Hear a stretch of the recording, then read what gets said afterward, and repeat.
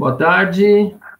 Boa tarde você que está nos acompanhando aí ao vivo em mais este evento, bate-papo sobre cyberbullying.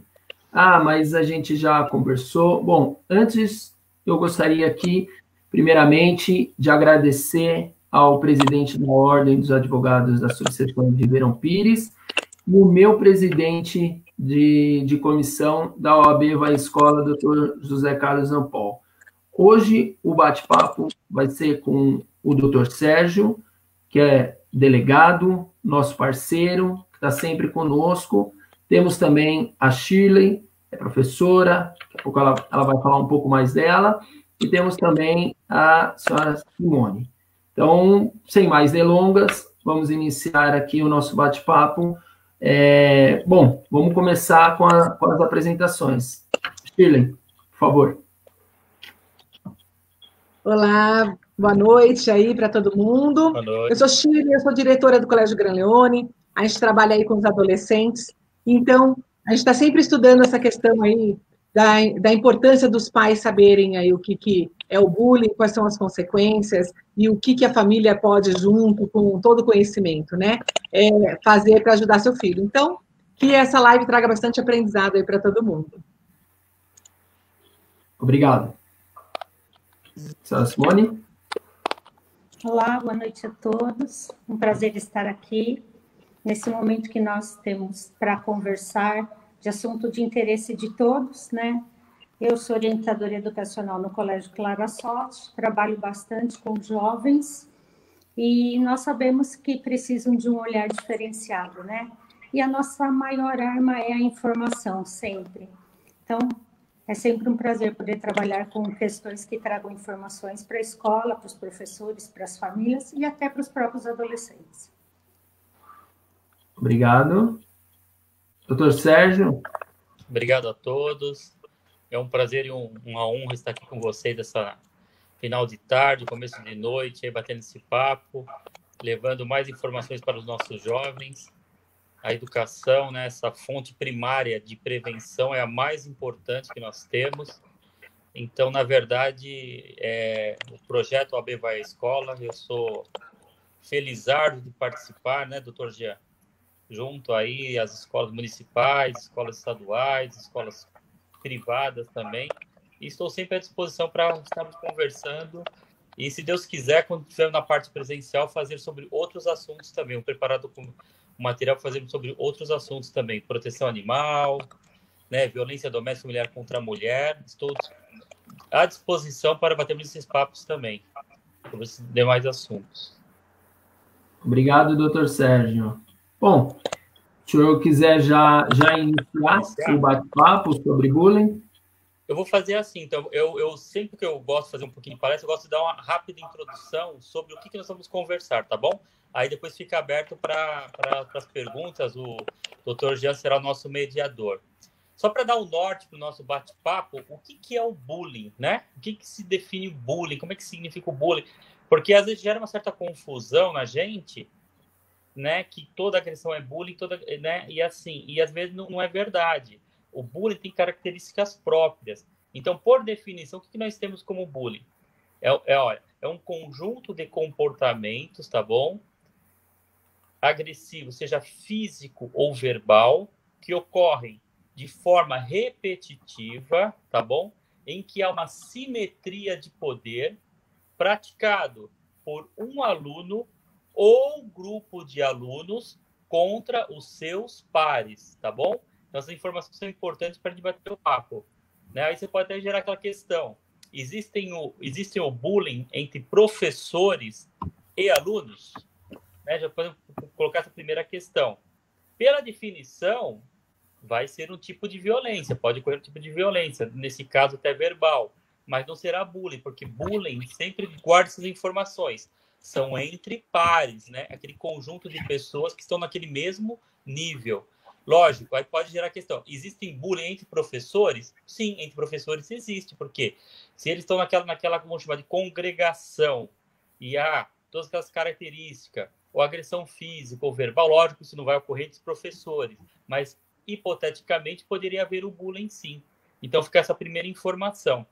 E a segunda informação que eu quero deixar aqui é que, assim, para o brasileiro, para a lei brasileira, o bullying é determinado como intimidação sistemática. Existe uma lei específica, uma lei 13.185 de 2015. Essa lei, ela não cria crimes, ela não fala sobre nada, sobre delitos, tá bom? Ela não imputa o crime a ninguém. O que ela faz? Ela dá as características do que é o bullying, como que as escolas têm que tratar esse grupo de alunos que participam desse bullying, e justamente o quê? Ele demonstra que é, sim, responsabilidade das escolas, junto com os pais, do quê? De fazerem a prevenção para que esse tipo de violência não se espalhe mais. Então, é uma lei importante, é uma lei curtinha, é muito bacana de estar estudando e lendo, até levando para as escolas e para os pais também esse conhecimento. Tá bom? Doutor Sérgio, só repita o número da lei, por favor. É a lei 13.185 de 2015. 13.185 de 2015. Lá vocês vão olhar, intimidação sistemática, que é o denominado bullying. Uhum. Obrigado. Nada.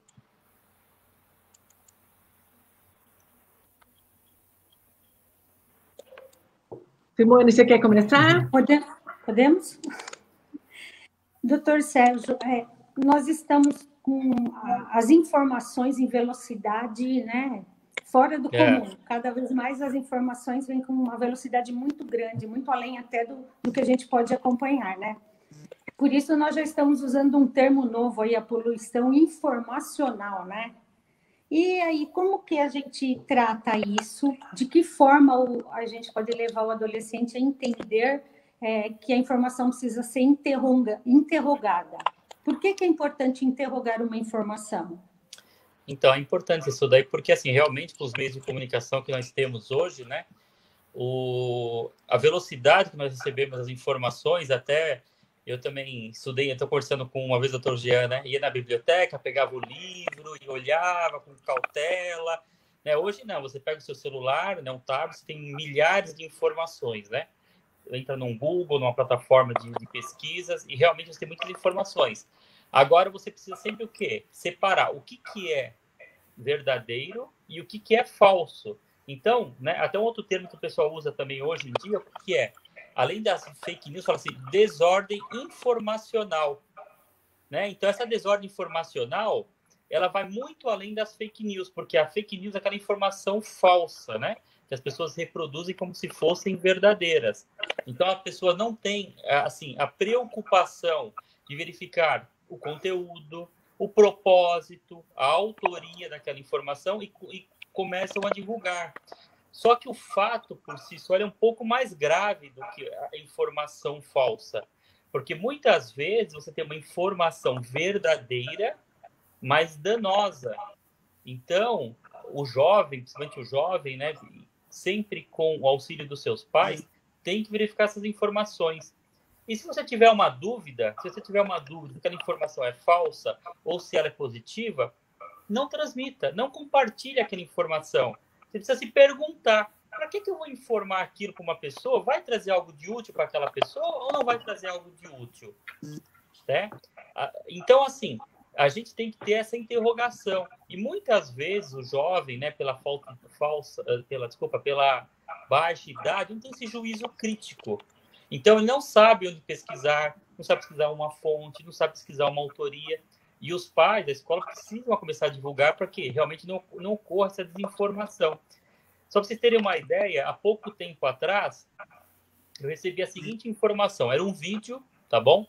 Era um vídeo mostrando brigadistas ateando fogo lá no Pantanal. E depois de um texto, e uma pessoa narrando aquilo. Olha, tá vendo? Os brigadistas estão ateando fogo no Pantanal. Ao invés de combater o fogo, estão ateando fogo. E assim, eu sou muito perceptivo. Eu percebi que o brigadista, ele não ateava fogo às ocultas, né? Ele fazia abertamente. E ele tinha o quê? Um aparelho próprio. E aquilo me chamou a atenção. Aí, na memória, eu me recordei que existe uma técnica de contrafogo que utiliza realmente um aparelho para combater o fogo, para fazer faixas, né? Para que o fogo não se estenda. Aí eu fui procurar essa informação na internet, até dei sorte, porque eu achei um vídeo comentando sobre esse vídeo, um especialista. Aí ele falava que não, que aquilo ali, o instrumento era um pinga-fogo, era o instrumento correto, eles estavam criando faixas de forma controlada, tá bom? De forma controlada para combater o fogo. Só que a pessoa que estava filmando, ela ia narrando. Olha lá, os brigadistas estão botando fogo no Pantanal. Aí você pergunta, né? Essa é uma pergunta que você pode fazer. Aquela pessoa que estava narrando com dolo de prejudicar, de levar uma informação danosa para o número, para toda a sociedade, ou ele não tinha um conhecimento, né? Então, diante dessa informação, o que eu fiz? Eu comuniquei a pessoa que me transmitiu pelo WhatsApp o vídeo, falando que aquela informação estava incorreta. Então, realmente, há necessidade, mas às vezes é difícil de se achar essas informações. Então, na dúvida, não compartilhe. Não compartilhe. Doutor Sérgio, então essas fake news, no caso, por exemplo, com esses brigadistas, de uma certa forma, eles sofreram um cyberbullying aí, né? Porque falaram mal deles, no meio do público, e de que eles estariam fazendo algo errado. Então, essas fake news, elas podem acabar incitando o cyberbullying, né? O senhor poderia falar um pouquinho como que isso acontece? Então, isso também é uma coisa importante, né? Assim, o que pode ser a incitação por meio de uma fake news? O que acontece? Nós falamos de informações falsas e informações verdadeiras danosas. Então, o que acontece? O próprio bullying, assim, sempre aquele conceito que nós falamos inicialmente, é sempre entre pares. Mas isso não quer dizer que quando não ocorre entre pares não haja crime. Só para vocês terem uma ideia, o nosso Código Penal ele é de 1940. E lá já existe a previsão dos crimes contra a honra. Calúnia, difamação e injúria. Artigo 138, 139 e 140. Então, só para vocês terem uma ideia, mesmo que a informação seja verdadeira, você não pode ficar falando mal das pessoas. Existe um crime específico.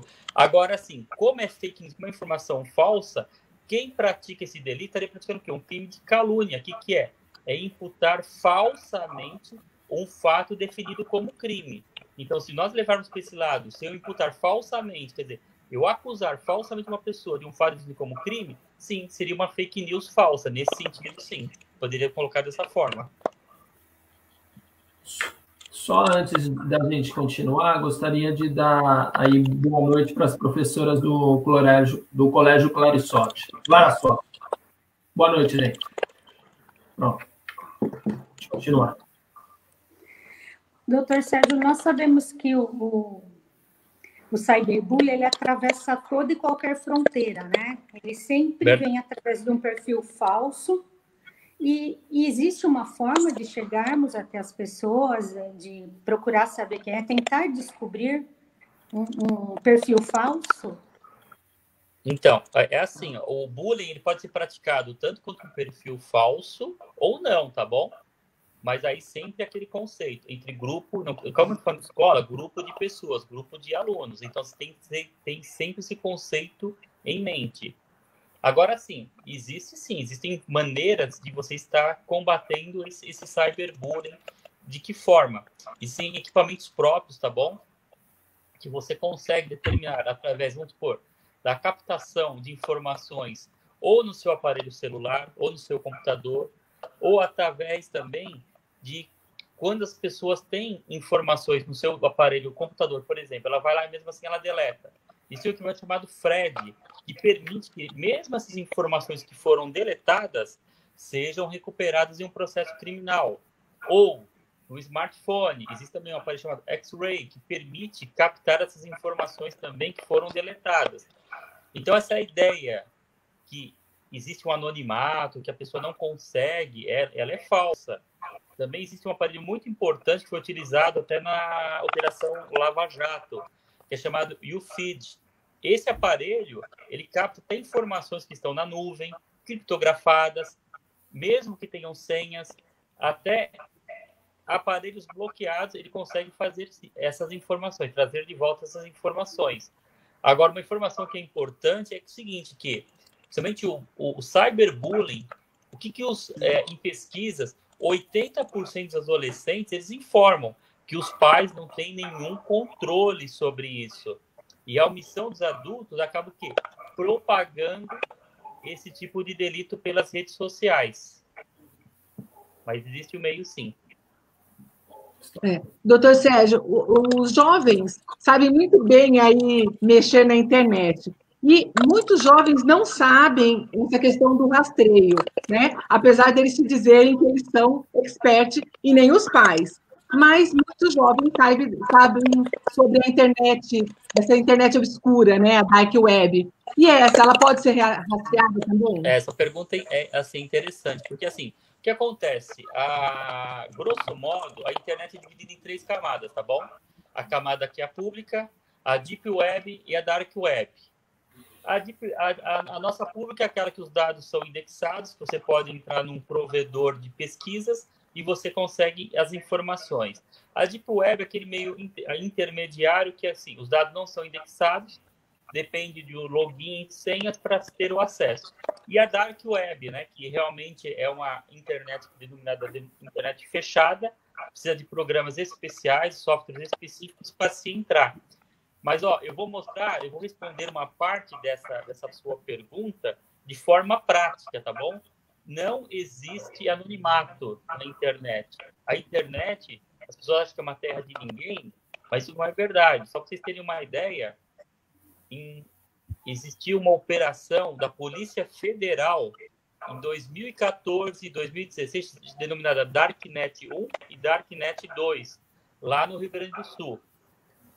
Essas operações que foram feitas na Darknet ou Dark Web, o que aconteceu? Eles identificaram, tá bom? Um grande número de pedófilos criminosos, tá bom? Aí vai ficar um parente, pedófilos criminosos, tá? Aqueles que realmente entram nas redes sociais, entram na internet, buscando o quê? Somente pornografia. Foi identificado um grande número de pedófilos, tá bom? Pedófilos criminosos, e foram presos, identificados e presos. Inclusive, muitas crianças também acabaram sendo resgatadas que estavam nesses grupos que faziam parte do quê? Da pornografia infantil, né? Então, você vê que existem mecanismos, tá bom? Que a polícia tem, a Polícia Federal, que também é uma polícia civil, para realmente fazer o quê? Rondas virtuais, tá bom? Existem rondas virtuais com autorização judicial. Há previsão no ECA sobre isso, tá bom? O ECA prevê esse tipo de ronda virtual pela polícia, com autorização judicial, e esses criminosos são presos. Então, eu estou contando 2 casos aqui do Rio Grande do Sul e vou contar um caso agora aqui de São Paulo, 2019, bem recente, que aconteceu na Moca. Nossa Polícia Civil aqui do estado de São Paulo. Em São Paulo existe a Divisão de Homicídios, o DHPP, que é a Divisão de Homicídios e Proteção à Pessoa. Dentro dessa delegacia em São Paulo, existe uma delegacia especializada, tá bom? Em combate à pedofilia que ocorre na internet, a pedofilia criminosa. Então, o que aconteceu? A mesma coisa, com autorização judicial, esses policiais fizeram uma ronda virtual, detectaram informações que levavam para a pedofilia, através de dados de busca e apreensão, identificaram uma pessoa, um jovem, que era programador de computadores, com 26 anos de idade, fizeram a busca e apreensão na casa dele, buscaram os computadores e tinha pornografia infantil. E ele acabou sendo preso. Então, você vê, mesmo utilizando a Dark Web ou a Darknet, como alguns dizem, né? Não é um caminho que realmente a pessoa tem anonimato, como alguns pregam e não. A polícia está atenta e a polícia tem mecanismos para coibir esse tipo de delito. Boa. O doutor, mas Oi? Só antes, eu queria registrar aqui a presença dos professores também do Colégio Grandleone e agradecer também ao prestígio da doutora Rosa Ramos, que é a presidente da Comissão de Direito Ambiental, que diz aqui para nós parabéns por esta importante live e cumprimenta a todos aqui os palestrantes e quem está aqui conosco, tá bom? Só para deixar registrado. Só para ilustrar essa situação que o Dr. Sérgio coloca, né, antes mesmo dessa fala, dos mecanismos, e informando, né, que na internet não se há anonimato, a Unicef, ela vem fazendo já algumas campanhas, e justamente no texto dessas campanhas, elenca algumas situações que são caracterizadas como cyberbullying. Espalhar mentiras ou compartilhar fotos constrangedoras de alguém nas mídias sociais, enviar mensagens ou ameaças que humilham pelas plataformas de mensagem, se passar por outra pessoa e enviar mensagens maldosas aos outros em seu nome.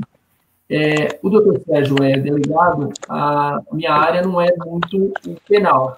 Lógico que as consequências podem acabar gerando crime, muito bem colocado, né? Calúnia, difamação, injúria, mas nós temos que lembrar também da possibilidade de indenização por perda de danos, né? Diante de toda a responsabilidade, diante da complexidade, né? Do tamanho do dano que pode ser causado. Principalmente quando nós voltamos ao tema e vamos falar sobre crianças, né? Que estão em fase de crescimento, de aprendizagem, né? E que absorvem muito mais. Eu acho que esses pontos importantes que eu queria destacar. Desculpa, podem continuar. Eu vejo essas situações como verdadeiras agressões, né? São agressões virtuais, na realidade, né? E trazem danos, trazem enormes danos. De que forma nós poderíamos ensinar ou incentivar os jovens a lidar com a internet com todo o respeito que eles lidam como se fosse pessoalmente, né? Entendi. Então, vocês até responderam no começo essa pergunta também já um pouco, a gente conversou bastante, né? A principal ferramenta, né, o principal instrumento, o que é? É as políticas públicas de segurança, né? No caso, a educação primária, em que as escolas fazem a parte dela, né, educando, mostrando que todas aquelas ações que eles fazem têm consequências, e os pais também precisam ter a responsabilidade deles, tá bom? Como eu já disse anteriormente, 80% dos jovens, né, já afirmaram que os pais não fazem nenhum tipo de controle sobre aquilo que eles fazem na internet. Então, e esse tipo de prevenção primária é basilar, é o mais importante que nós temos, porque depois que fez, fica difícil, né, de você estar o quê? Corrigindo. Aí gera as consequências que o doutor Jean falou. Até se ele quiser falar mais um pouquinho, porque realmente os pais são responsáveis pelos atos dos seus filhos. Então, o que acontece? Às vezes os pais ficam um pouquinho preocupados, assim, mas é a intimidade do meu filho. Então, a intimidade do seu filho, ele vai ter quando ele tiver maturidade para responder pelos seus atos, tá bom? Quando ele fizer lá 18 anos, que terminar lá o poder familiar. Antes disso, os pais têm o quê? Deveres, tá bom?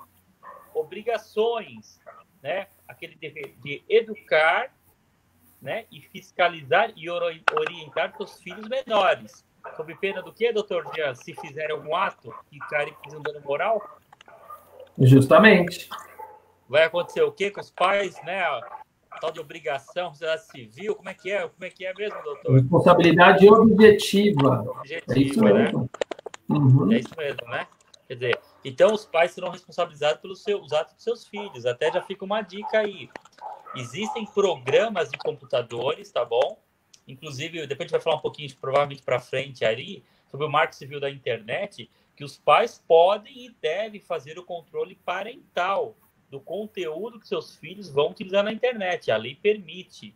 Na verdade, eu até falo que não permite, é um dever. Porque se gera responsabilidade para os pais, como eu falo na palestra de bullying, cyberbullying, de comenta, existe um acordo do TJ São Paulo, o que aconteceu?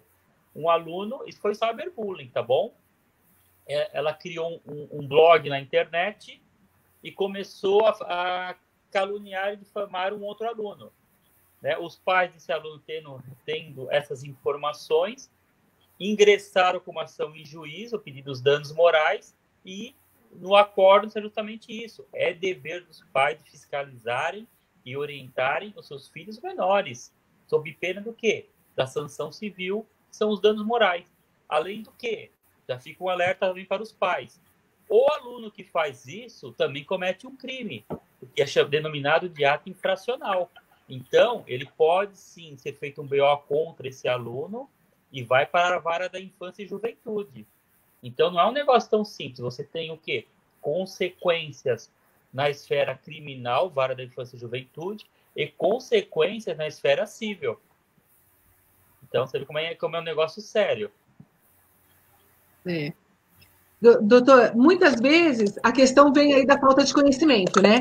Não, sobre a existência dessas questões de fake news, cyberbullying, sobre como que isso funciona na internet e principalmente dessas consequências que a gente vem falando aqui, né? Dessas leis, das punições que tem. E tudo isso faz com que vá aumentando essa questão, e temos cada vez mais aumentando essa questão do cyberbullying acontecendo. Não só numa questão de individual, de um fazer com o outro, mas como numa questão grupal, de uma turma de sala de aula, de uma turma de uma escola com turma de outra escola, e de clubes, a gente vê muito disso, né? Então, essas formas isoladas e coletivas acontecendo. E eu considero que, assim, essa questão do conhecimento da família, o conhecimento dessas leis, né? Talvez tenha alguma coisa a ver com isso estar crescendo. Como o senhor sugeriria, assim, as formas de evitá-las? Então, realmente é tudo que já falamos, né? É você ter a educação, né? Educação em primeiro lugar, conscientização de pais e alunos, precisa levar essas informações que tudo, as palestras, a vigilância dos pais, e um negócio que eu sempre falo muito, né? Assim, principalmente para os alunos, né? Para eles entenderem melhor. Uma palavrinha chamada empatia, a palavrinha até da moda, mas ela é muito importante. O que é empatia? É aquela capacidade psicológica que nós temos de colocarmos no lugar do outro. Então, se você tiver essa visão de que você gostaria de receber esse tipo de agressão, você gostaria de receber um parente seu, se a resposta for negativa, por que eu vou fazer com um terceiro? Então, eu não vou fazer, porque não é bacana, né? Aquela brincadeira que só um ri, como se diz, né? Então, nesse ponto, né, a conscientização, né, do conjunto, de um trabalho conjunto, principalmente escola e pais, vai gerar bons frutos. Então, mas tem que se começar hoje, né? Vamos começar hoje, vamos divulgar o máximo possível para que no futuro isso melhore. A gente começa plantando uma sementinha, daqui a pouco a árvore cresce. Agora, se não plantar a sementinha hoje, a árvore nunca irá crescer.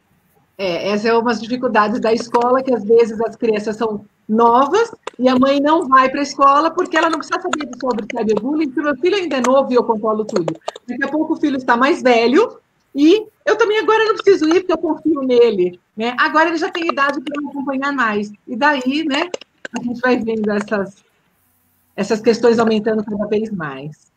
Exatamente. Até Shirley, até interessante você falar isso, porque, assim, infelizmente, eu recebo muito caso na delegacia envolvendo jovens infratores. E a minha obrigação como delegado é explicar para a mãe, para o pai, o que está acontecendo. E até só para ilustrar um caso, né, fugindo, não era crime de bullying, cyberbullying, era usuário de maconha. Eu fui falar para o filho, a mãe, mas o que eu posso fazer? Eu falei, então, minha obrigação é te orientar o que está acontecendo. Agora, o que você vai fazer depois, como se eu que estivesse errado. Eu que estivesse errado, atuando o filho dela porque estava usando maconha, né? Uhum. Então, assim, quer dizer, eu fui orientá-la. Falei, olha, o filho daqui, ele vai ser autuado e vai embora, mas ele é filho seu para o resto da sua vida. Então, infelizmente, toma muito cuidado, porque, assim, começa-se com uma droga, mudando um pouquinho, com uma droga básica e isso vai aumentando. É a mesma coisa. As pessoas esquecem que o bullying, o cyberbullying também são delitos, é como eu falei. Isso pode gerar um boletim de ocorrência, pode gerar uma consequência até no futuro, por mais que exista a sigilosidade do ECA, eu falo, uma sigilosidade sob certo ponto relativa, porque os registros de um boletim de ocorrência ficam na delegacia, fica no fórum, então quem tem acesso é o promotor, é o juiz, é o delegado, os policiais, é os escrivães, é os escreventes. Olha quanta gente tem acesso a essas informações. E muitas vezes a pessoa presta um concurso público, existe o quê? Aquelas entrevistas que vão nas escolas, saber quem era o aluno, como é que se comportava. Isso pode prejudicar uma vida profissional de um aluno. Então, tem consequência sim, e precisa ser o quê? Os nossos jovens precisam ser o quê? Orientados para não estarem cometendo esses delitos.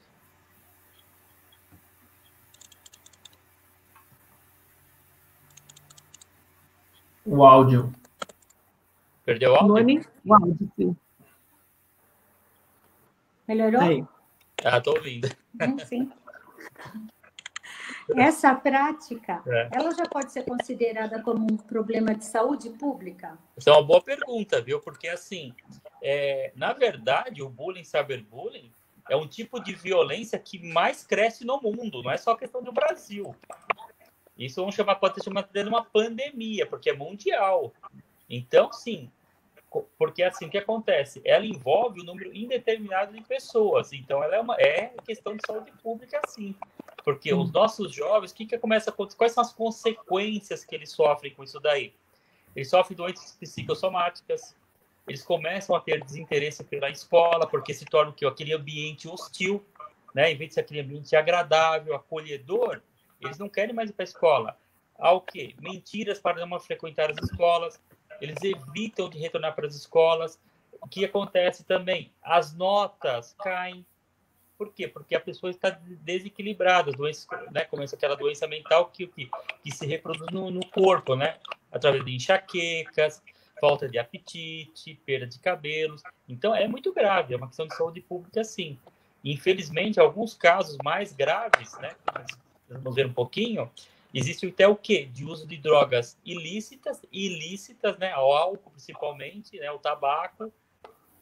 E outra coisa, infelizmente, em alguns casos, eles vão para o quê? Para o suicídio. Eles caminham para o suicídio. Então, realmente, é uma questão de saúde pública. Até se permitir fazer um parênteses rápido, aqui vou contar um caso para vocês. Eu falo muito dos casos pessoalmente. Da live não consigo falar muito, assim. Mas você vê, nós tivemos um caso em Ribeirão Pires que quase ocorreu uma morte em uma escola, no Caçula. Havia bullying, né? Só que era o bullying, né? Bullying nas escolas, entre uma garota e um aluno. Eu vou falar rapidamente. Ele acabava xingando ela diversamente, até porque ela tinha um sotaque nordestino. Você vê, ele praticava um crime contra a honra de uma injúria qualificada, até que em determinado momento, ela achando que ia ser agredida, esfaqueou esse rapaz no tórax e ele quase morreu. Isso foi em 2013. Então, você vê que o bullying e cyberbullying são questões de saúde pública assim, perigosas, tá bom? E só para fazer mais um parênteses. E essa agressão que eu contei agora não terminou aí. Porque depois ela irradiou para dentro do lar. Porque o irmão do rapaz queria matar a garota. Então, vocês estão vendo como é grave o negócio? Como é que se irradia essa violência? E ela tem que ser tratada de forma coerente? Então, nós precisamos ser preparados para isso. Como é que eu trato o bullying e cyberbullying? Eu só trato do agressor? Eu só trato da vítima? Eu trato daqueles que participam só olhando? Como é que funciona isso? Então, nós precisamos ser capacitados para enfrentar as escolas, os pais. É um conjunto de informações para estar combatendo isso daí. Então, é saúde pública, sim. Nós, como escola, por mais que a gente esteja fazendo palestras, como essa aqui agora, ainda que seja online, né, muitas vezes presencial, muitas vezes quando a gente comenta com uma família, olha, começa a dar uma olhada, está acontecendo isso, a família não quer muito ouvir, ou diz assim, não, isso não é bullying, não, isso não é cyberbullying, né? Já existe alguma análise assim que classifique quais são os atos, quais são as ações virtuais que são agressivas, que já pertencem ao cyberbullying? Já existe alguma coisa formal? Então, na verdade, todos os tipos de agressões, de saber o que são as agressões, sempre naquele conjunto, né? É lógico, ela não vai ser a física, né? Mas tem a física que é dentro da escola, tá bom? E no cyberbullying vai ser o quê? Aquelas agressões por uso de um smartphone, de um celular, né? Ou próprio computador. O que vão ser essas agressões? Quais são as agressões que nós temos? Os crimes contra a honra, principalmente o quê? A injúria, que é o xingamento. Isso, se for de forma constante, repetitiva, entre um grupo de alunos ou determinados alunos, será um bullying, sim, tá bom? Ou ameaças. Também temos ameaças também que podem ser feitas pelo celular. Então, a pessoa toda hora ameaçando, está toda hora xingando. está toda hora ofendendo aquela pessoa, e isso são características, sim, do cyberbullying. E até naqueles casos mais graves também, que as pessoas acabam postando ou fotos nuas, né, daquele mesmo grupo, ou até fazendo montagens, né? E o que acontece? Quando é o cyberbullying, ele tem uma gravidade muito grande, uma perniciosidade grande. Por quê? Ele é realizado de forma constante.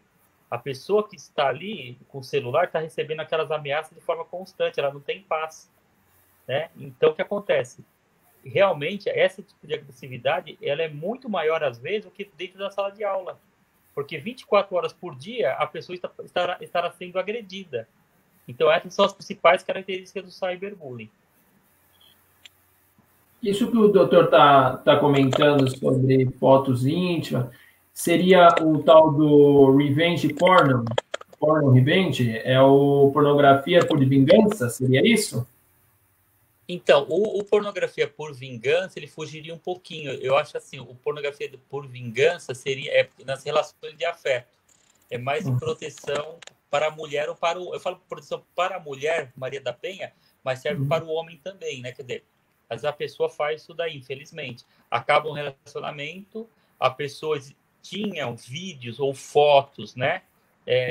Íntimas de um ou de outro e publicam na internet ou WhatsApp ou Facebook. Aí sim caracterizaria a pornografia de vingança, né? Que é esse o objetivo.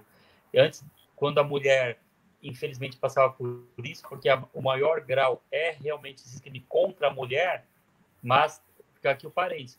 O homem também pode ser vítima. Se a mulher fizer isso com o homem, também será uma criminosa com esse tipo de delito. O que acontece? Ela vai... antes, nós conseguíamos fazer no máximo, um crime contra a honra. Hoje não, é uma pena mais pesada, que realmente a pessoa acaba ficando presa. Legal. Só antes da gente continuar, agradecer também aqui a presença do Ricardo Bettin. Ele diz boa noite. Ele está no país de Gales, então a live está internacional. Como a gente disse, no bate-papo não tem fronteiras, né? Agradecer também o amigo, companheiro também, o Sérgio, a doutora Nadir Ambrosio. Obrigado, viu, gente, pelo prestígio, por estar acompanhando aqui. E compartilha aí, porque o tema é super interessante, gente. Obrigado. Muito obrigado. O áudio.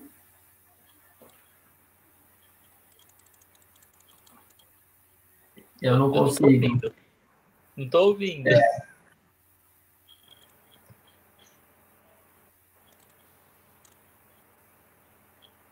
Ela tem que... Ainda não? Aí, ok.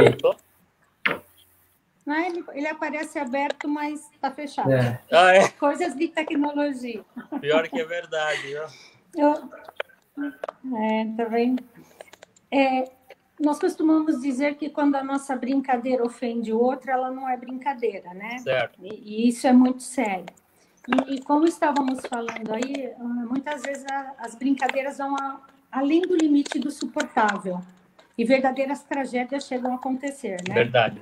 E como que é analisada a situação da pessoa que pratica o bullying, da pessoa que recebe, e ainda tem mais pessoas envolvidas. Muitas vezes a pessoa é só um espectador, ela fica ali olhando, mas ela participa desse processo de forma indireta. Como que é isso? Então, essa pergunta é importante, porque justamente o que acontece? A gente tem uma visão, às vezes, assim, um pouquinho fechada, assim, obtusa, do que é o bullying e cyberbullying, né? Quem são realmente as pessoas que participam desse enredo? Até como eu falei daquela lei, a 3.185 de 2015, que fala da intimidação sistemática, ele mostra quais são os personagens do bullying.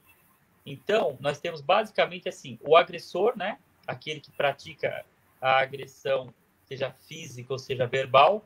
Nós temos a pessoa que recebe essa agressão, que é denominada vítima ou alvo, né? Que sofre esse tipo de agressão física ou verbal. E nós temos um terceiro grupo, que são os espectadores ou testemunha, as pessoas que participam de forma secundária, mas tão importante quanto o autor e quanto a vítima, porque é um grupo, né? No caso, nós estamos falando aqui de escola, é o grupo de alunos. Então, toda vez que existir esse tipo de agressão, você tem que analisar o grupo e cuidar do grupo. Por quê? O que o alvo é?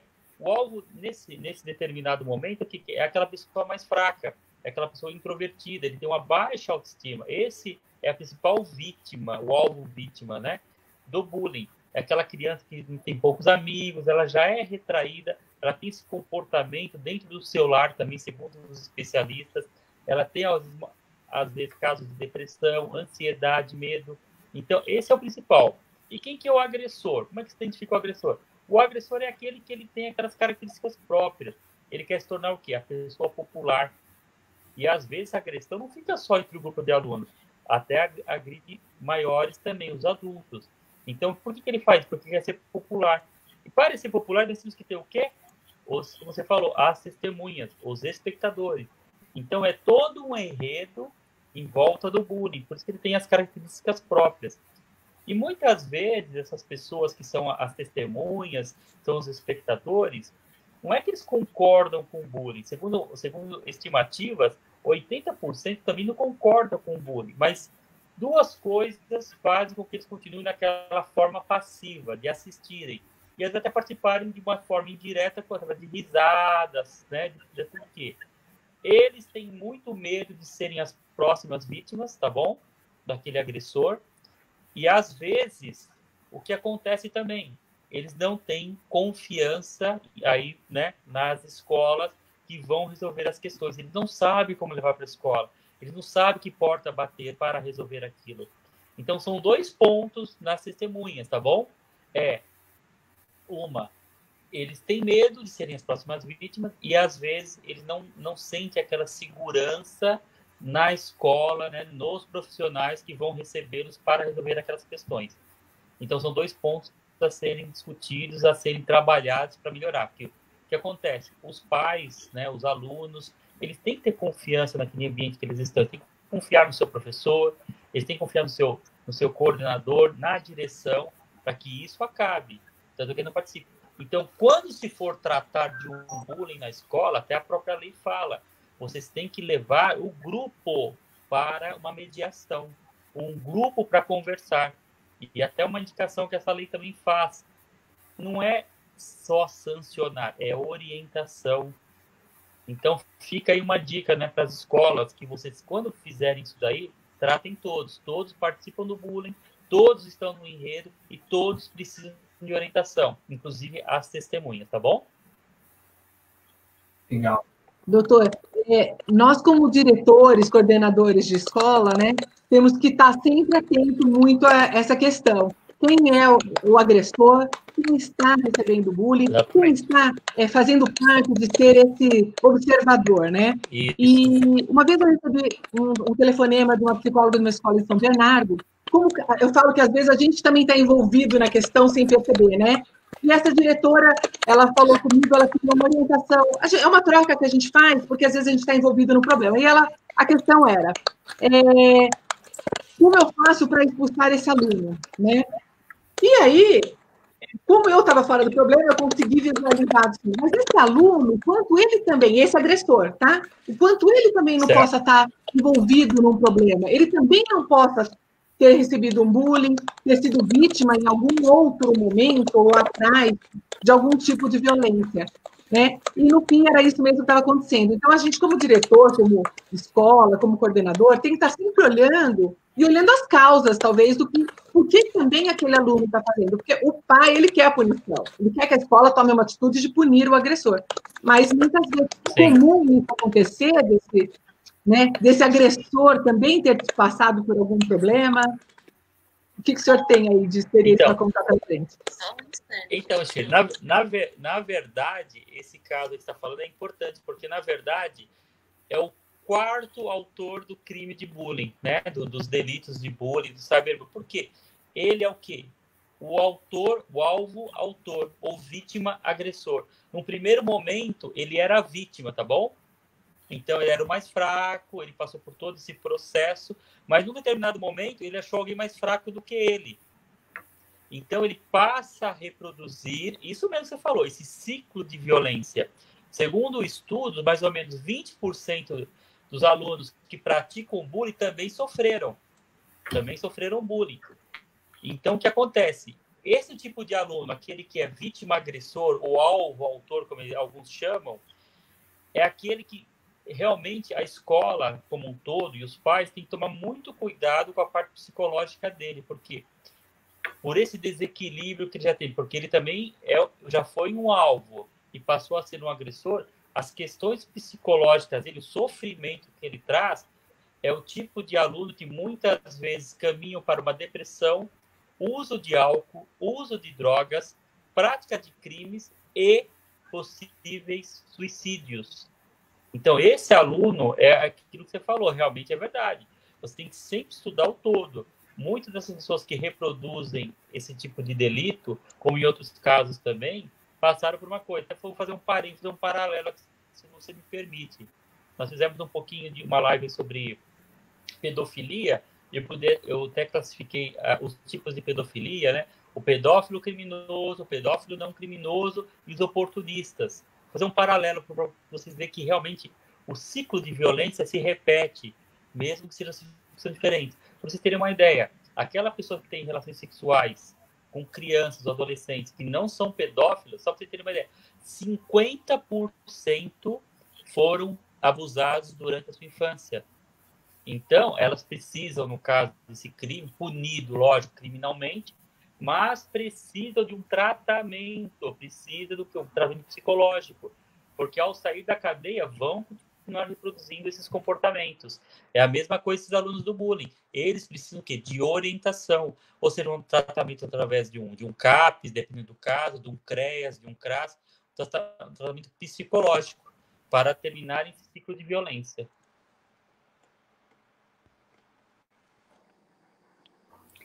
Doutor Sérgio, tem diferença entre o bullying e o cyberbullying? São coisas diferentes? Então, o bullying por si só é aquele que acontece dentro das escolas, né? Ele pode ser tanto físico quanto verbal, né? Agora, assim, o bullying virtual e o cyberbullying, não. Os dois acontecem no ambiente virtual, não há diferença alguma.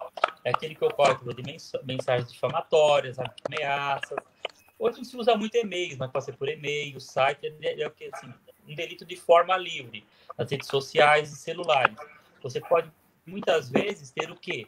As pessoas mandando aquelas informações, né, que pode ser tanto os crimes contra a honra, calúnia, difamação e injúria, ou também até ameaças, e aquilo que nós já comentamos antes, ou até montagem de fotos que já aconteceu, já fiz em Ribeirão Pires casos assim, de crianças, né, rosto de um, corpo de outro, nuas, e os amiguinhos vão colocando nas redes sociais. E até uma informação importante, as pessoas que repassam essas informações também giram o quê? Aquele ciclo, tá, criminoso, no caso de ato infracional dos adolescentes. Então, a pessoa recebe, ela repassa, ela também é responsabilizada. Show. Só registrar aqui a Ingrid, da Austrália, dizendo que o tema está sendo cada vez mais discutido lá. É comercial de TV de todos os dias e está parabenizando também o tema, o assunto. Tá bom? Temos também aqui Valdir de Lima, está na Itália e está aqui nos acompanhando também. Obrigado, viu, gente, pela presença aqui. E é um assunto que é do mundo inteiro, né? Falar de cyberbullying e tal, e que já acontece aí, enfrenta, a gente transpassa barreiras. Mas, doutor Sérgio, aqui no Brasil, já tem alguma lei brasileira para punir especificamente o cyberbullying, esse agressor, defender essas vítimas? Então, Chile, acontece. No Brasil, não existe uma lei específica. Existe aquela lei específica que eu falei, a 3.135, que fala o que é antimissão sistemática, mas ela não cria tipos, isso não cria crimes, tá bom? Então, subsidiariamente, toda vez que a pessoa pratica esse tipo de delitos, nós estamos sendo amparados por quê? Código Penal, são crimes contra a honra, né? Virtualmente, o cyberbullying. Agora, lógico, a agressão dentro da escola, através, vamos por tapas, socos, qualquer coisa do tipo, também característica de delito, vão ser o quê? Enquadrados lá no Código Penal, no artigo, né, no caso de lesão corporal, artigo 129. E também, assim, algumas pessoas colocam assim, que eu não concordo muito, que assim, assédio sexual. Assédio sexual é algo diferente, é relação de hierarquia. Eu já vi algumas pessoas falarem, isso também é bullying, sabe? Não é. Assédio sexual é outra coisa para o Código Penal. Pode se caracterizar um crime sexual, sim, né, entre adolescentes, mas não é assédio sexual, tá bom? E, principalmente o que o doutor Jean falou, outra forma de coibir, né, doutor Jean? O que é? Ação de danos morais. Então, são esses instrumentos que nós temos, né? O Código Penal, o ECA, e o Código Civil, responsabilidade objetiva em relação aos pais.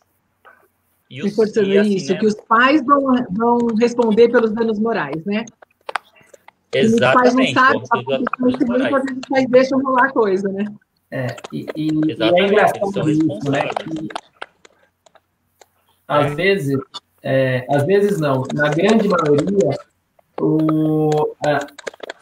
a gente só sente quando dói no bolso, né? Então, acha que não acontece nada, né? Mas quando chega lá um oficial de justiça batendo na porta, incitando por uma atitude do seu filho, aí você vai ver como que as coisas giram. É bem isso mesmo. Aproveitar a oportunidade também para agradecer aqui a jornalista Miriam Petroni, parabenizando, falando que o tema é de alto nível e está parabenizando a todos também pela sua contribuição social. Ela fala direto do Guarujá, São Paulo. Muito obrigado. E assim, só frisando, né, que os filhos, quando praticam esses delitos, praticam atos infracionais. Né? Eu já falei, vou repetir mais de uma vez, às vezes sou repetitivo porque é orientação mesmo. Isso pode ser boletins de ocorrência, serão apurados, tá bom? Vão para a vara da infância e juventude e tem consequências, tá bom? Tem lá os delitos, tem as penalidades do ECA, um regimento especial, uma lei especial. Então, não é que o adolescente não seja punido, ele é punido sim, mas nos termos do ECA, que fique registrado aí. E o adolescente para o ECA é aquele que, a partir de 12 anos completo, até 18 anos incompleto, é adolescente. A partir de 12 anos, vão responder sim perante o ECA. É importante falar sobre isso, né? Justamente porque eu sou adolescente, eu sou criança, então quem vai responder é o meu pai, a minha mãe, é o meu representante legal. Não, as crianças, os adolescentes, os jovens também respondem, de acordo com o Estatuto da Criança e do Adolescente, dentro da sua faixa etária. Por auto infracional. Perfeito. Existe essa visão, né? Porque é menor, ele não vai responder, né? Criminalmente ou por ato infracional. Mas existe também uma falsa ideia, pelo que nós já conversamos hoje, né? Que eles são blindados por recursos tecnológicos. E isso não existe, né, doutor? Não existe nenhuma blindagem atrás de nenhum celular, nenhum notebook, nenhuma rede social. Eles estão totalmente equivocados a esse respeito também, né? Isso daí, Simone, é bem importante você falar. Realmente não há blindagem. E o Brasil teve uma lei importantíssima, que o direito é uma lei muito recente, tá bom? Uma lei de 2014. Ela é denominada Marco Civil da Internet. Ela é a Lei 12.965 de 2014. Por que ela é importante? Ela eu falo que ela é um grande divisor de águas para o direito brasileiro. É uma lei recente, tá bom? Por quê? Antes dessa lei, existia assim uma dificuldade para os profissionais do direito em receber informações, tá bom, dos provedores, porque o que acontece? De um lado, você tem o que? A vida privada e a intimidade, e de um outro lado, você tem o que? A prática de delitos. Então, como é que eu uno isso daqui para coibir se não tem uma lei específica? Então, muitas vezes, um profissional, um promotor, um delegado ou advogado fazia um pedido para o juiz e era indeferido, porque não tinha um amparo legal. O juiz só pode fazer aquilo que a lei permite, assim como um profissional do direito. O que acontece? Não existia isso. Existiam o quê? Termos de ajustes de conduta celebrados, principalmente o Ministério Público Federal, tá bom? E os provedores, para começar a colher essas informações, para que não ficasse aquela falsa informação que a sociedade estava desprotegida, que a internet é um lugar que não existe lei, né? Que o anonimato é garantido. Então, o que aconteceu com essa lei? Ela é importante, essa divulgação dessa lei, porque assim, ela é uma lei principiológica. Ela estabeleceu direitos e deveres tanto para os usuários da internet e provedores. Então, muitas pessoas vão começar a pasmar aqui com o que eu vou falar. O que acontece? A partir do momento dessa lei, os provedores ficou determinado, tá bom? Que eles devem guardar os registros das informações por um período que varia de 6 meses até 1 ano, conforme o caso. Se for aplicativo, se for em sites, ou se for meios do WhatsApp, né, aqueles ponto a ponto, ou e-mails. E aí vocês vão começar a pasmar. Muitas vezes a pessoa pode mandar uma informação, tá bom? E apagar o seu celular. Só que essa informação que você apagou aí pelo seu WhatsApp fica registrada no provedor. E hoje, com essa lei, eu consigo acionar civilmente ou criminalmente num processo e obter essas informações de forma judicial. Então, vocês estão vendo que não existe o anonimato. Então, às vezes a pessoa ofendeu, ela xingou, ela apagou, a outra pessoa, a vítima, também acabou apagando. Falei, e agora, como é que eu vou ter essas informações? Então, entra com uma ação de danos morais ou uma ação criminal, dependendo do caso. Eu vou lá, através de uma petição, através do advogado, aí, doutor Jean, e vai peticionar, ele vai pedir, e o provedor vai trazer essas informações para o processo. Por quê? Toda vez que nós entramos no mundo virtual, por qualquer tipo de aparelho, o que acontece? O provedor manda um IP, tá bom? O número IP. O que é o número do IP? Eu até comparo para ficar mais fácil com a nossa compreensão. É como se é o registro próprio, é como se fosse um RG. Cada um tem o seu, ou o seu CPF. Então, quando você faz isso, forma-se um rastro de evidências digitais. E essas informações, o que acontece? O provedor sabe quem está utilizando aquele computador, sabe quem passou aquela informação e tem essas informações. Então, quando eles são incitados a mandar essas informações, e o delegado também pode receber as informações, a pessoa faz um boletim de ocorrência, o delegado pode mandar um ofício para receber informações de quem quer. O nome da pessoa e os dados qualificativos. Então, ele já recebe essas informações. O conteúdo por ordem judicial. Então, você vê como essa lei foi importantíssima, porque ela põe fim ao anonimato dos usuários da internet e ela estabelece também que cabe também ao poder público, né, da educação, fazer o quê? A difusão do uso seguro, consciente e responsável da internet. Então, não se engane. Isso que nós estamos fazendo aqui. Existe um IP, existe uma gravação. Nós apagarmos, tirarmos tudo, realmente, hoje, pela lei brasileira, permite que ache quem estão utilizando aí as nossas redes sociais. Se alguém, por exemplo, lógico que não vai acontecer nossa internet aqui, houvesse uma ofensa aqui, nós conseguiríamos, através do Poder Judiciário, entrarmos com uma ação e verificarmos quem foi que nos xingou aqui nessa live. Só hipoteticamente, né? Sim. Muito bom. Doutor, a ideia desse bate-papo é justamente a gente estar prevenindo aí os casos de bullying, cyberbullying, né?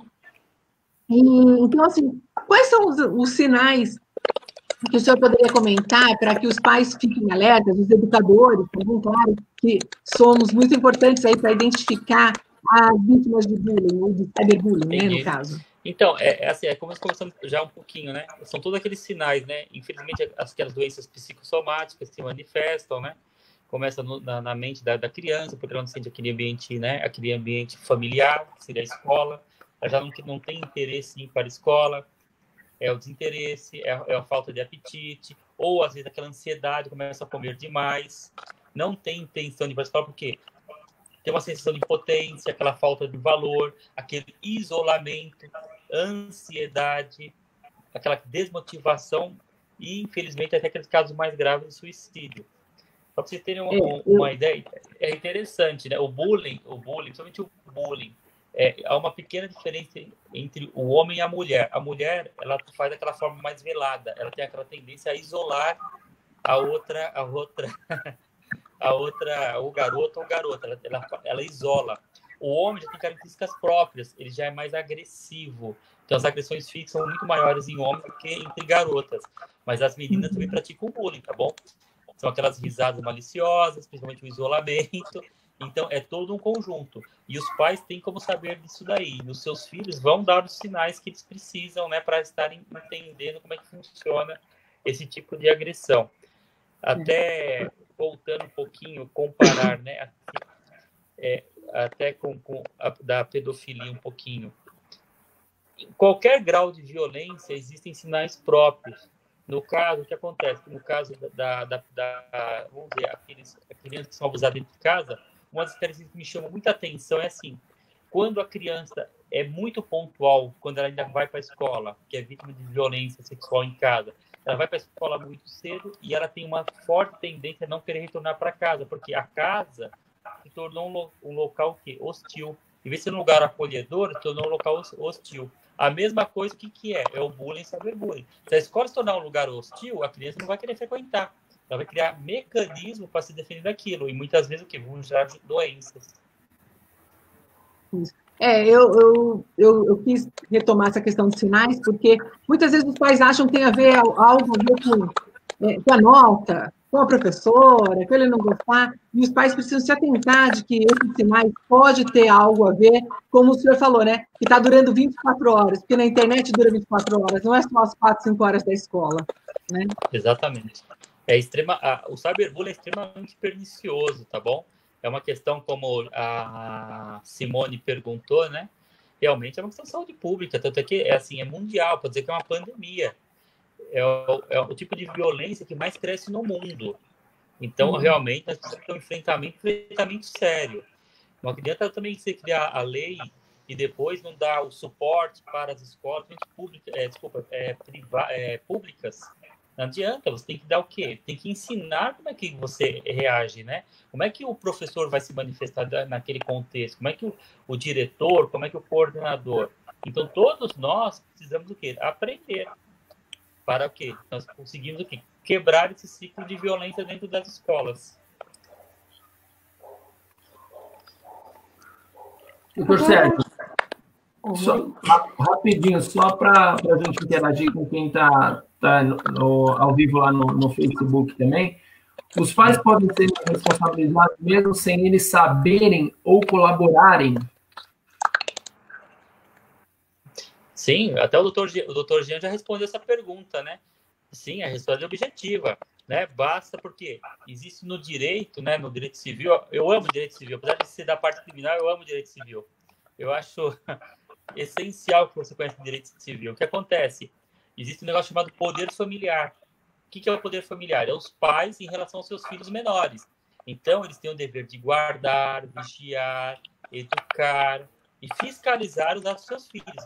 Então, independente daquilo que eles estão fazendo, eles falam assim, eu não sei, não importa. Para a lei, né, doutor Jean? Responsabilidade objetiva, você mostrar o quê? O nexo causal, não é isso? Justamente. Que produziu, mostrou aquele vínculo jurídico, né? Não importa se foi, porque o que é? Sociedade civil por ato de terceiros, que são os terceiros, são seus filhos menores. Vocês quebraram um dever legal, que é o dever de vigilância e fiscalização deles. Então, irão responder sim. Lógico, não vão responder criminalmente, tá bom? Não, criminalmente. O ato do filho, criminalmente, é individualizado. Agora, a responsabilidade pelos danos serão responsabilizados sim. Boa. E a pandemia trouxe uma mudança de comportamento muito grande, né? Para nós todos. E o jovem, querendo ou não, né? Ele está muito mais nas redes sociais, muito mais na internet. Isso gerou algum aumento no caso de cyberbullying ou afetou de alguma forma? Tá, eu vou fazer assim, eu vou abrir o computador só um minutinho, eu vou passar alguns dados aqui, uma estatística do antes e depois, tá bom? Aí o doutor Jean vai fazer a parte do depois, ó. Segundo a ABRAP, que é a Associação Brasileira Multiprofissional de Proteção à Infância e Adolescência, vou passar alguns dados aqui para vocês, tá bom? Ó, 40,5% dos alunos admitem estar diretamente envolvidos em atos de bullying dentro das escolas, tá bom? Ó, é bastante, 40,5%. 80% dos estudantes manifestaram sentimentos contrários aos atos de bullying, né? Com medo, pena e tristeza, que são o quê? Aquelas testemunhas, 80% não concordam, mas por terem medo de serem as próximas vítimas ou não saberem como lidarem com aquilo em relação à escola, né? Eles acabam sendo o quê? Ficando omissos. Olha aqui outro dado importante, tá bom? Por isso que tem que criar o vínculo com os alunos. 41,6%, né, que foram alvos de bullying, 41,6% de alvos de bullying, disseram não ter solicitado ajuda aos colegas, professores ou família. Então, eles passam por aquilo, eles passam por aquelas questões e guardam para si, porque eles não têm aquele vínculo de confiança, nem dentro da sua residência e nem na escola. Eles passam por essa violência de forma constante, mas não procuram uma ajuda especializada. Outro dado aqui importante. Olha, quase 70% acredita que o bullying é uma mera brincadeira. 69,3% não tem consciência. Então, nós temos que colocar nos jovens, né, procurar colocar esse juízo crítico, né, aquela empatia que nós falamos anteriormente.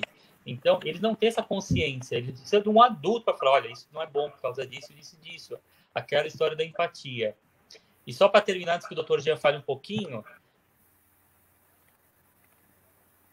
Aqui, entre os autores de bullying, tá? Os agressores, 51,8% afirmaram que não receberam nenhum tipo de orientação ou advertência quanto à incorreção dos seus atos.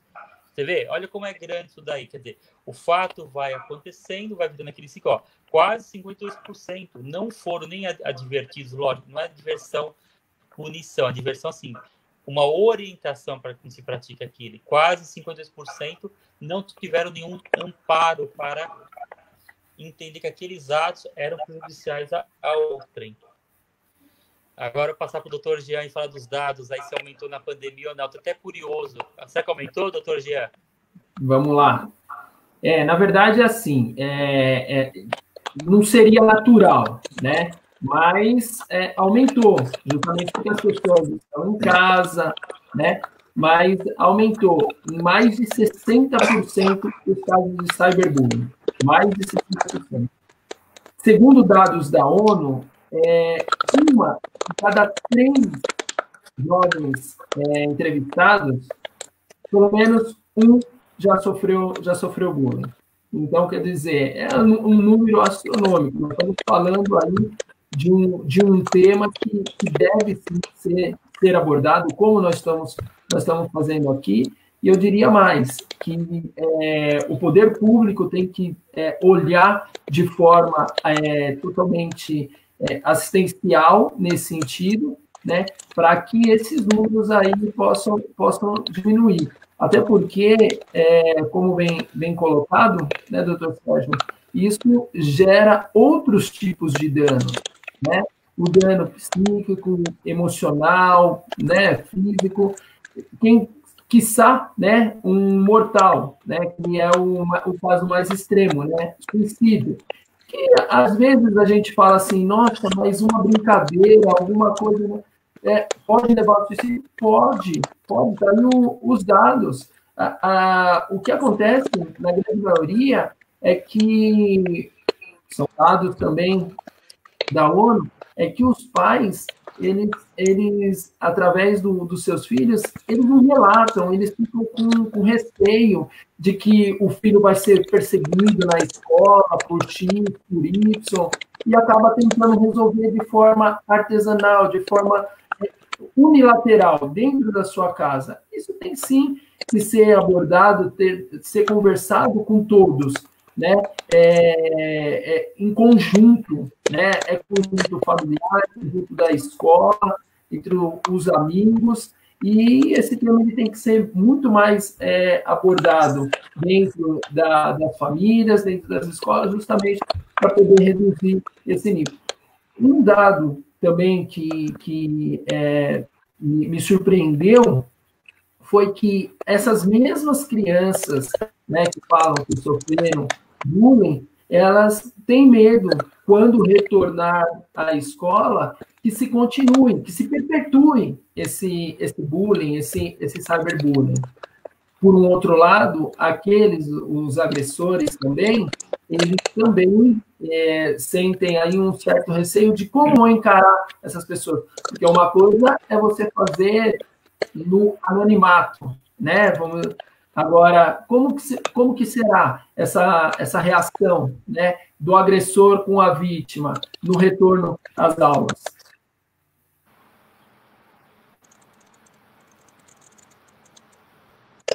Você falou do Ministério Público, né, de tomar conta dessa questão, e aí eu vou falar agora como educadora, né, pelo lado aqui da educação, do quanto as escolas têm que tomar conta disso e fazer com que as famílias estejam junto com a escola. Quando você escolhe a escola que seu filho vai estudar, você tem que confiar nessa escola. Você tem que saber que você tem alguém para você confiar e tirar suas dúvidas, porque quando a mãe está em casa e acha assim, eu estou achando que meu filho tem alguma coisa diferente, ou seja, fazendo, ou seja, recebendo, né? A mãe tem que se pronunciar com a escola, ela não pode esperar muito tempo, ela não pode esperar anos, ela não pode esperar meses, né? Tem que estar junto. E agora, já nessa fase de pandemia, eu liguei numa escola pública para ajudar uma amiga minha que estava com problema no celular, e eu liguei na escola, e quando eu falei o nome da criança, só para mostrar assim, que na escola particular todo mundo conhece, mas na escola pública não. Não, e na hora que eu liguei, a menina falou, filha de fulano, né? Então, assim, eu falei, nossa, você é conhecida na escola. Ela falou, eu faço questão de estar na escola. Então, todos na escola, a secretária, a diretora, me conhecem. Então, é uma mãe, então depende da escola ser particular ou pública, cabe aos pais, sim, poder estar lá junto, conhecer a coordenadora, a diretora, a professora, cada um vai se afinar mais, porque é essa relação de proximidade que vai fazer também com que a criança ou adolescente perceba que existe um cerco nele, existem pessoas tomando conta e que vão juntos agir, e não agir contra. A mãe reclamou, a professora disse que não está acontecendo nada. Ou a professora reclamou, a mãe disse que não está acontecendo nada. Né? Eu acho que essa parceria escola e família é o que vai ajudar muito na prevenção. E aí, quando o doutor fala do aumento aqui na fase da pandemia, né? O que a gente pode dizer como escola?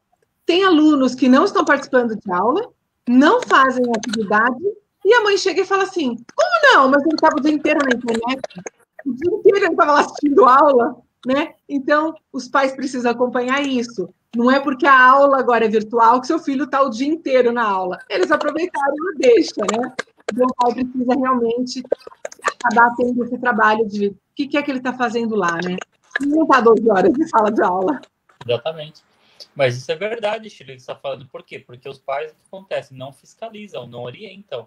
Eles têm que orientar. Não é porque o filho está em frente do computador que realmente está assistindo aula o dia inteiro. Pelo contrário, né?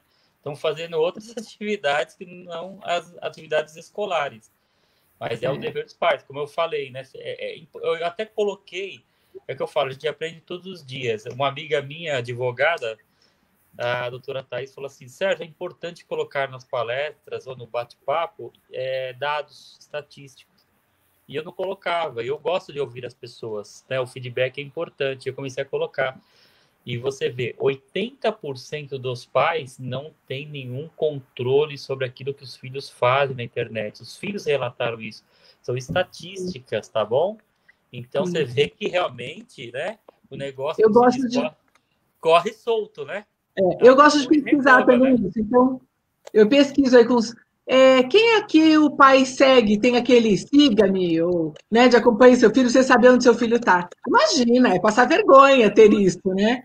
E, ué, mas você deu o celular para o seu filho, ele é menor de idade, como que você não vai ter, ele tem o direito de você não saber onde ele está, né? Qual seria o problema de você saber onde seu filho está? Mas a mãe acha que realmente você entrar demais na vida do filho, né? Quebrar a privacidade. Não, você vai responder para ele depois, né? Eu acho que a Simone tinha caído, ela está retornando. Vou colocar ela novamente. Ó, até se vocês me permitirem fugir um pouquinho do assunto, tá bom? Mas envolvendo crianças. Eu sempre procuro dar o máximo de informações possíveis, tá bom? é que eu fiz 2 casos em Ribeirão Pires. Mas é Só isso. rapidinho, doutor Sérgio, só rapidinho. Chile, todo mundo aqui está apoiando você mesmo. Ó. A parceria entre escola e família é essencial, disse a Gisele Lima. A Marielle Dessaus, ela fala, parceria escola e família é fundamental em todas as ocasiões. Essa pandemia vem nos mostrando isso. Importante. Doutor Sérgio, só uma pergunta aqui, Patrícia Almeida Pereira. Não sei se o senhor tem, realmente eu não olhei isso aí.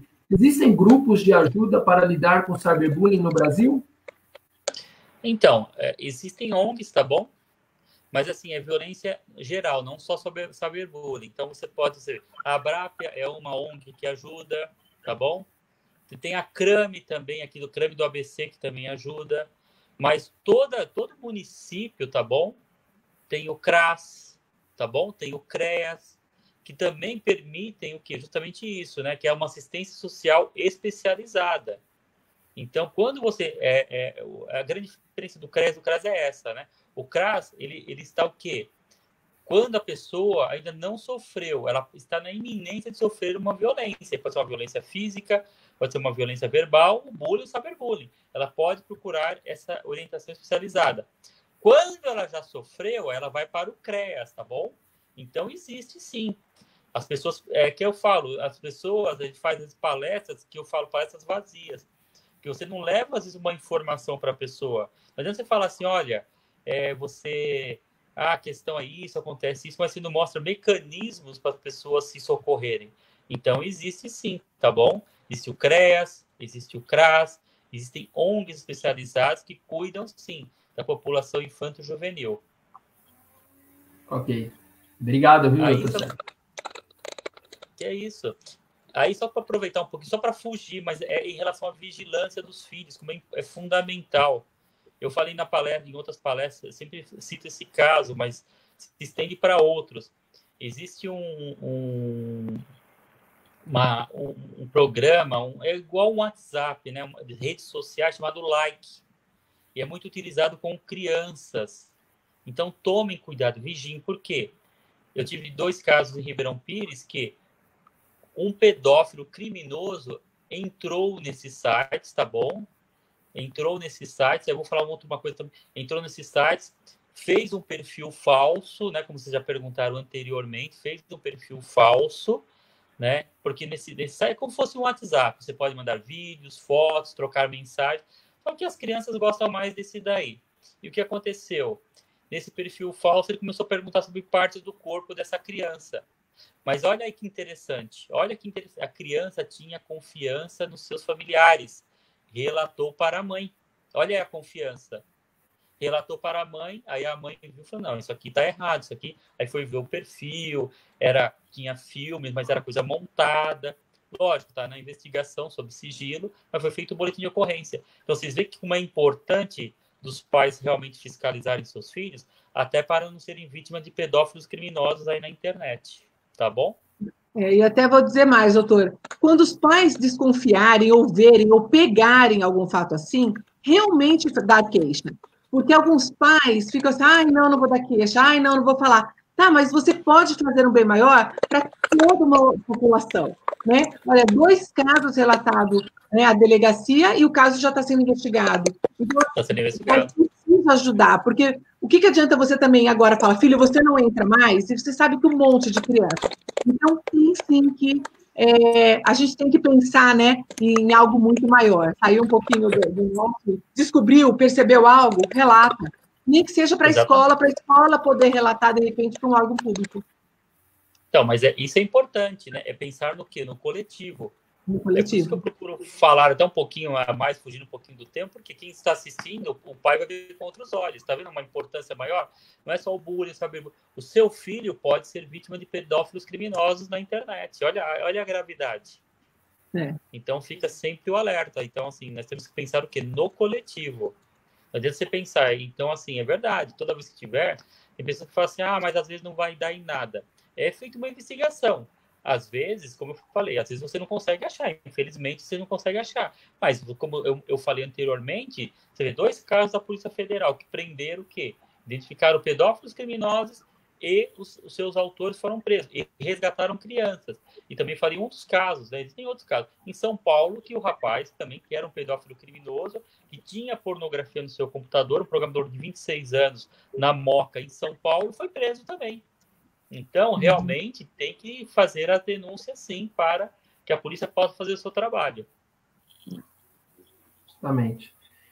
A Ana Clara Gordulho faz um comentário aqui, ó. Quando se trata de crianças e adolescentes, é extremamente importante a vigilância da família. É isso mesmo. É isso mesmo. É isso mesmo. A vigilância é importante sempre mesmo, não tem que estar, mas acho que além da vigilância é a confiança, como o doutor já citou, né? Os filhos têm que ter laço de confiança com os pais. Você pode tirá-lo, proibi-lo de usar determinado, mas não é o caminho. Ele está proibido porque ele está proibido. Ele tem que entender os perigos que correm ali, até para saber se defender, né? E eu acho que continuo batendo na tecla. A informação é fundamental sempre. A informação e a confiança. Se o meu filho tiver que falar alguma coisa, que seja para mim, não para um estranho, não. Eu concordo, Simone, plenamente com você, viu? É isso. A Patrícia Almeida fala assim, ninguém deve se omitir, por isso é muito importante promover a conscientização de pais, outros familiares e alunos sobre esse tipo de violência. Perfeito. É esse o caminho. Verdade. Perfeito. A Mari Ellen fala assim para você, Simone, tirou as palavras da minha boca. Parabéns. E os pais também podem lembrar, né, que como uma dica para pais, que às vezes não vai conseguir levar seu adolescente para fazer uma queixa na escola, na cyberbullying ou na delegacia. Mas escola não é uma empresa, é uma instituição social. Então, se seu filho não quer ir, vai a mãe lá com a diretora, com a coordenadora, vai pedir ajuda, porque ajuda através da escola vai chegar no filho. Seja lá na escola mesmo, seja a gente orientando o pai como ele proceder com o filho. Porque nenhum pai nasce com manual. Então, por isso a gente precisa viver em sociedade, precisa estar com uma ajuda de sinergia aí entre todo mundo para tudo dar certo, né?